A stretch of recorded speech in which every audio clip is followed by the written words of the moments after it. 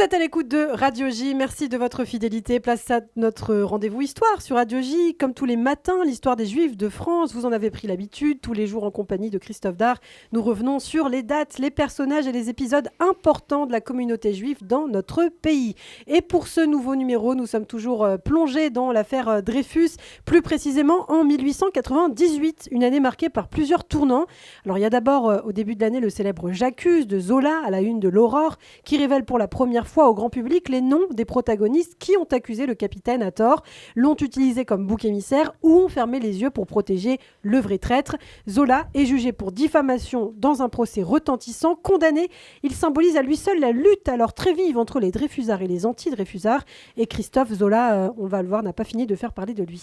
Et oui, le 2 avril 1898, la chambre criminelle de la Cour de cassation casse et annule le jugement du 23 février pour vice de forme, mais les juges du Conseil de guerre, mis en cause par Zola dans J'accuse, portent plainte pour diffamation et un nouveau procès doit se dérouler dans une extrême tension devant les assises de Seine-et-Oise à Versailles. Un procès d'abord ajourné, les débats sont repoussés, mais Zola est finalement condamné aux assises pour échapper à la prison et quitte la France pour l'Angleterre.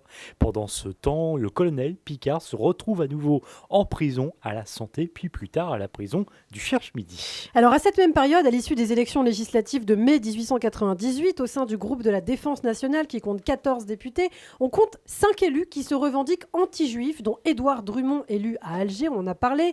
Le nouveau ministre de la Guerre, Cavaignac, est convaincu de la culpabilité de Dreyfus et publie, lui, des documents censés être accablants pour l'ancien capitaine toujours incarcéré en Guyane. Oui, sale période pour les Dreyfusards, mais le 30 août 1898, on peut dire que la roue tourne avec ce coup de théâtre, un de plus, vous me direz, dans cette affaire tentaculaire, le commandant Hubert Henry, celui qui avait découvert le fameux bordereau en 1894, avoue avoir écrit un faux document 2 ans plus tard qu'il prétendait avoir récupéré à l'ambassade d'Allemagne, qui accusait explicitement Dreyfus de trahison et qu'il avait adressé à ses supérieurs. Henry a d'ailleurs, c'est ce qu'il avoue, composé d'autres faux pour accréditer la culpabilité de Dreyfus. Alors imaginez le coup de tonnerre, le faux Henry qui montre en fait le machiavélisme de l'état-major, donc qui a tout fait en fait vraisemblablement pour accuser Dreyfus depuis le début.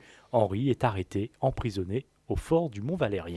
Mais le lendemain, Henri est retrouvé mort dans sa cellule, la gorge tranchée de 2 coups de rasoir. Mais dans le camp Dreyfusard, certains doutent qu'il s'agisse d'un suicide. Au même moment, le ministre de la Guerre, Cavaignac, démissionne et Esterhazy, le vrai traître, s'enfuit, lui, en Angleterre. Et les anti-Dreyfusards, pendant ce temps-là, pleurent la mort de Henri, donc le camp anti-Dreyfusard, qui veut même lui rendre hommage. Charles Maurras qui publie un éloge dans la Gazette de France, il le qualifie de serviteur héroïque des grands intérêts de l'État. Le journal antisémite qui a libre parole lance même une souscription au profit de sa veuve pour ériger un monument à la gloire d'Henri. Chaque donation est accompagnée bien sûr de remarques acerbes, d'insultes sur Dreyfus, les Juifs et les Dreyfusards. Mais il faut savoir quand même qu'à l'époque, il y a eu 14 000 souscripteurs, dont 53 députés, avec quand même la somme de 131 000 francs obtenus. Alors, de plus en plus de personnes, Christophe, commencent à douter de la culpabilité de Dreyfus et la demande de révision du procès est de plus en plus réclamée également, ce qui n'est pas sans risque, car les anti-Dreyfusards sont toujours majoritaires, manifestent à de nombreuses reprises et menacent même de mener un coup d'État. Finalement, après des semaines de tergiversation, la Cour de cassation est saisie par le gouvernement. La chambre criminelle de la Cour de cassation commence l'examen de la demande en révision. Elle déclare la demande recevable et décide même de procéder à une enquête.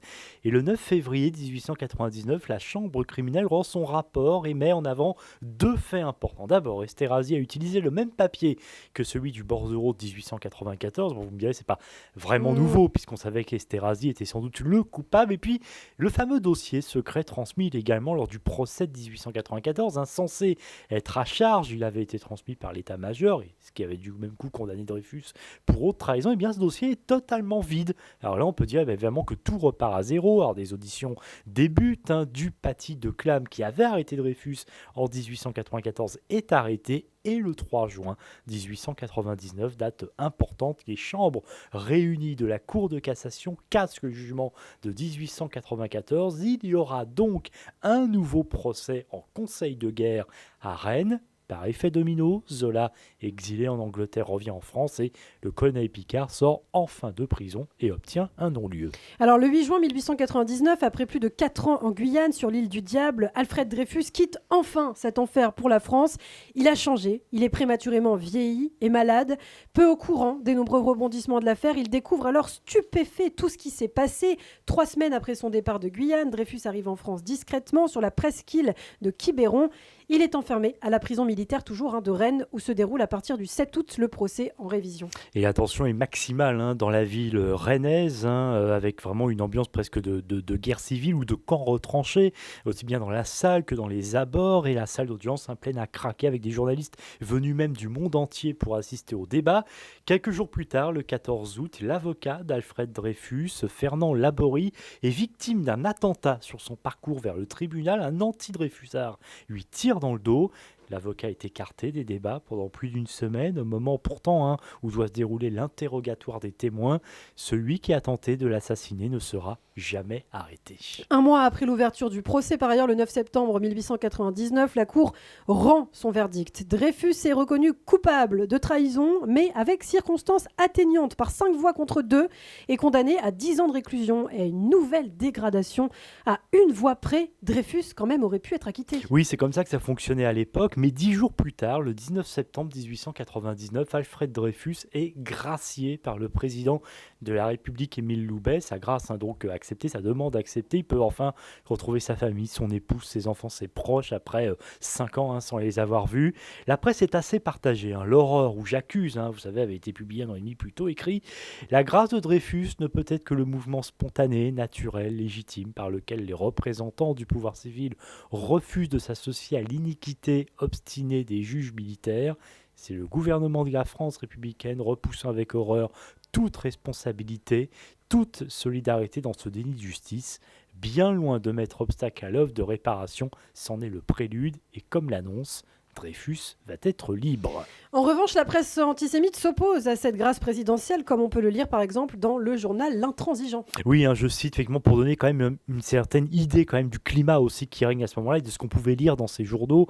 Je cite donc: Dreyfus a trouvé dans ceux qui applaudissent à sa grâce ses maîtres en crapulerie et même en trahison.